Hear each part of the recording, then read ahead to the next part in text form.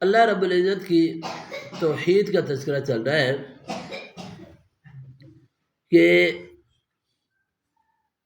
اللہ رب العزت کی حاکمیت جو ہے وہ تمام جہانوں پر محیط ہے، ہر ایک چیز کا احاطہ کیا ہوا ہے۔ یہاں اصل میں شرک کا رد کیا جا رہا ہے۔ جب کسی کو کسی چیز کا جواب دینا ہونا بس اوقات انہی الفاظ سے نہیں بلکہ ایسے ذرائع سے جواب دیا جاتا ہے کہ انسان لاجواب ہو جائے۔ اب گویا کہ اللہ کے وجود کا جو انکار کرتے ہیں یا اللہ کے ساتھ دوسروں کو شریک کرتے ہیں، انہیں ایک قسم کا یہ جواب دیا گیا کہ لوگوں، وہ اللہ جو آسمانوں کا مالک ہے، جو زمینوں کا مالک ہے، زمین و آسمان کے درمیان ہر ایک چیز کا مالک ہے، ہر ایک چیز کا خالق ہے، رازق ہے، پیدا کرنے والا وہی ہے، رزق دینے والا وہی ہے، سب کچھ۔ اب اگر اس کے علاوہ زمین میں کوئی اور طاقت رکھتا بھی ہو، ممکن ہے کسی کے پاس بہت طاقت ہو لیکن اس کی طاقت اس اللہ پر تو حاوی نہیں ہے نا، ہے جتنی بھی طاقت ہو کسی کے پاس لیکن وہ اللہ کا تو محکوم ہے نا۔ کسی کے پاس جتنی بھی طاقت ہو وہ اللہ کے سامنے کچھ بھی نہیں ہے۔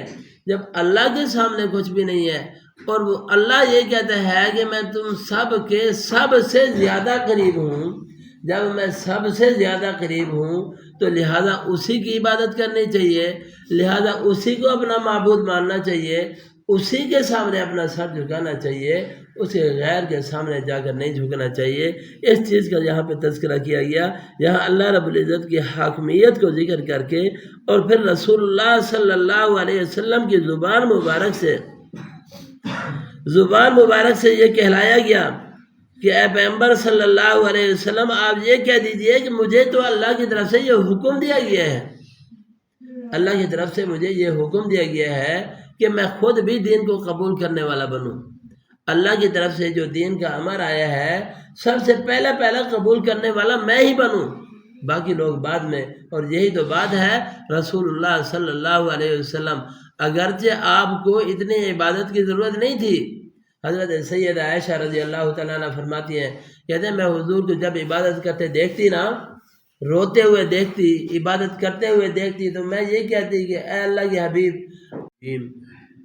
بسم اللہ الرحمن الرحیم، قل لمن ما فی السماوات والارض قل للہ كتب على نفسه الرحمة ليجمعنكم إلى يوم القيامة لا ريب فيه الذين خسروا أنفسهم فهم لا يؤمنون۔ صدق اللہ العلی العظیم۔ قل لمن ما فی السماوات والارض، اے نبی صلی اللہ علیہ وسلم آپ فرما دیجئے اسی کے لیے ہے، یعنی اس اللہ کے لیے ہے جو آسمانوں میں ہے اور جو زمینوں میں ہے۔ قل للہ، آپ کہہ دیجئے اللہ ہی کے لیے ہے۔ کاتب علی نفسہ الرحمہ، لکھ لیا اس نے اپنی ذات پر رحمت کو۔ لیجمعنکم الی یوم القیامۃ لا ریب فیہ، البتہ وہ اللہ تمہیں ضرور جمع کرے گا قیامت کے دن کی طرف جس میں کوئی شک نہیں ہے۔ الذین خسروا انفسهم فهم لا یؤمنون، وہ لوگ جو جنہوں نے خسارے میں ڈال دیا اپنے آپ کو، وہ ایمان نہیں لائیں گے۔ وَلَهُ مَا سَكَنَ فِي اللَّيْلِ وَالنَّهَارِ، اسی کے لیے ہے جو رہائش پذیر ہے راتوں میں اور دنوں میں۔ وَهُوَ السَّمِيعُ الْعَلِيمُ، اور وہ سننے والا ہے، علم والا ہے۔ قُلْ أَغَيْرَ اللَّهِ أَتَّخِذُ وَلِيًّا فَاطِرِ السَّمَاوَاتِ وَالْأَرْضِ وَهُوَ يُطْعِمُ وَلَا يُطْعَمُ، اب کہہ دیجئے کیا غیر اللہ، کیا اللہ کے علاوہ معبود بنا لوں، میں دوست بنا لوں؟ وہ اللہ جو آسمانوں اور زمینوں کا پیدا کرنے والا ہے۔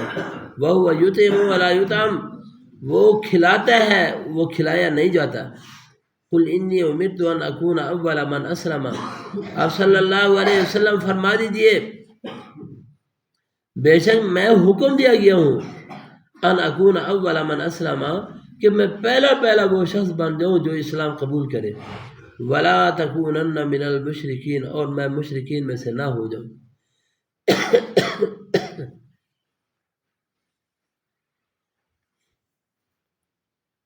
اللہ رب العزت کی توحید کا تذکرہ چل رہا ہے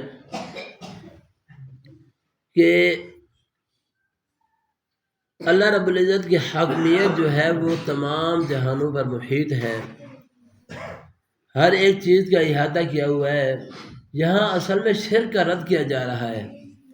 جب کسی کو کسی چیز کا جواب دینا ہونا، بس اوقات انہی الفاظ سے نہیں بلکہ ایسے ذرائع سے جواب دیا جاتا ہے کہ انسان لاجواب ہو جائے۔ اب گویا کہ اللہ کے وجود کا جو انکار کرتے ہیں یا اللہ کے ساتھ دوسروں کو شریک کرتے ہیں، انہیں ایک قسم کا یہ جواب دیا گیا کہ لوگوں، وہ اللہ جو آسمانوں کا مالک ہے، جو زمینوں کا مالک ہے، زمین و آسمان کے درمیان ہر ایک چیز کا مالک ہے، ہر ایک چیز کا خالق ہے، رازق ہے، پیدا کرنے والا وہی ہے، رزق دینے والا وہی ہے، سب کچھ۔ اب اگر اس کے علاوہ زمین میں کوئی اور طاقت رکھتا بھی ہو، ممکن ہے کسی کے پاس بہت طاقت ہو، لیکن اس کی طاقت اس اللہ پر تو حاوی نہیں ہے نا، جتنی بھی طاقت ہو کسی کے پاس، لیکن وہ اللہ کا تو محکوم ہے نا۔ کسی کے پاس جتنی بھی طاقت ہو، وہ اللہ کے سامنے کچھ بھی نہیں ہے۔ جب اللہ کے سامنے کچھ بھی نہیں ہے اور وہ اللہ یہ کہتا ہے کہ میں تم سب کے سب سے زیادہ قریب ہوں، جب میں سب سے زیادہ قریب ہوں تو لہٰذا اسی کی عبادت کرنی چاہیے، لہٰذا اسی کو اپنا معبود ماننا چاہیے، اسی کے سامنے اپنا سر جھکانا چاہیے، اس کے غیر کے سامنے جا کر نہیں جھکنا چاہیے۔ اس چیز کا یہاں پہ تذکرہ کیا گیا، یہاں اللہ رب العزت کی حاکمیت کو ذکر کر کے، اور پھر رسول اللہ صلی اللہ علیہ وسلم کی زبان مبارک سے یہ کہلایا گیا کہ اے پیغمبر صلی اللہ علیہ وسلم، آپ یہ کہہ دیجئے کہ مجھے تو اللہ کی طرف سے یہ حکم دیا گیا ہے، اللہ کی طرف سے مجھے یہ حکم دیا گیا ہے کہ میں خود بھی دین کو قبول کرنے والا بنوں۔ اللہ کی طرف سے جو دین کا امر آیا ہے، سب سے پہلا قبول کرنے والا میں ہی بنوں، باقی لوگ بعد میں۔ اور یہی تو بات ہے رسول اللہ صلی اللہ علیہ وسلم، اگرچہ آپ کو اتنی عبادت کی ضرورت نہیں تھی۔ حضرت سیدہ عائشہ رضی اللہ تعالیٰ عنہ فرماتی ہیں، کہتے ہیں میں حضور کو جب عبادت کرتے دیکھتی نا، روتے ہوئے دیکھتی، عبادت کرتے ہوئے دیکھتی، تو میں یہ کہتی کہ اے اللہ کے حبیب، آپ تو بخشے ہیں، آپ تو اللہ کے پیغمبر ہیں، آپ کو اتنا زیادہ کرنے کی کیا ضرورت ہے؟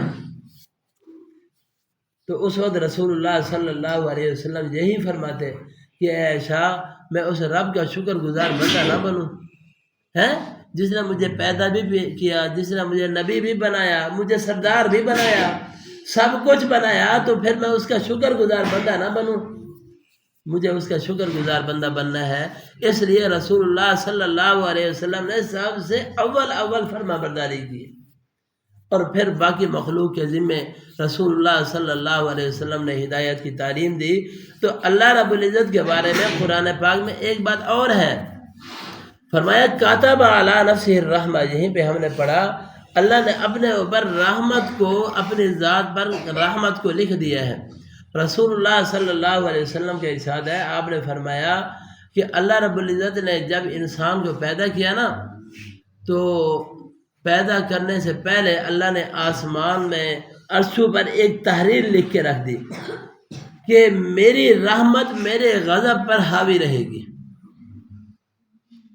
یعنی جب بھی ہم گناہ کریں، جب بھی اللہ کو ناراض کرنے والے کام کریں، لیکن فوراً توبہ کر لیں، تو اللہ کہتے ہیں میرا غضب ختم ہو جائے گا، میری رحمت حاوی ہو جائے گی۔ اس لیے اگر ہم سے گناہ ہو جائیں، ہم سے خطائیں ہو جائیں، تو فوراً اللہ سے معافی مانگ لینی چاہیے، فوراً اللہ سے معافی مانگ لینی چاہیے۔ اور باقی قیامت کے دن کی طرف سب نے جانا ہے، یہ اللہ کی رحمت ہی تو ہے، تاکہ وہ لوگ جنہوں نے اس دنیا میں رہتے ہوئے رب کو راضی کیا، یا راضی کرنے میں کمی ہوئی، گناہ ہوئے، تو پھر اللہ سے معافی مانگی ہے، تو پھر اللہ رب العزت قیامت کے دن انہیں انعامات سے نوازیں گے۔ یہ اللہ کی رحمت کا سبب ہے۔ اللہ پاک سمجھنے کی، عمل کرنے کی توفیق عطا فرمائے۔